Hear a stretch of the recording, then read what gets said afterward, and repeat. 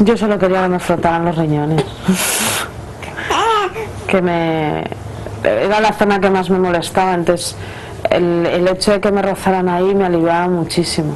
Y no es tan doloroso, es más una molestia. En el momento de la contracción, una molestia muy fuerte, pues en la zona de todas las lumbares y todo.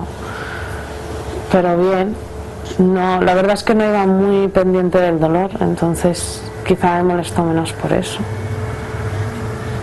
Y moverme, yo no encontraba postura, ni tumbada, ni sentada, ni de pie, ni en cuclillas, ni cada vez que venía una contracción a moverte a buscar donde menos molestara.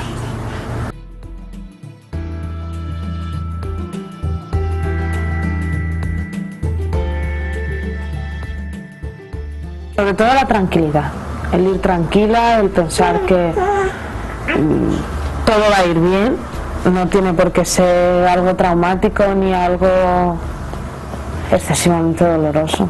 Es molesto, es algo diferente, nunca has sentido algo así, porque no es el dolor de parterte una pierna, pero yo creo que no es cogerlo con ganas, pero si realmente lo coges con ganas y bien, puede ser una muy buena experiencia, sin necesidad de ser eso, ni excesivamente doloroso, ni traumático, ni nada.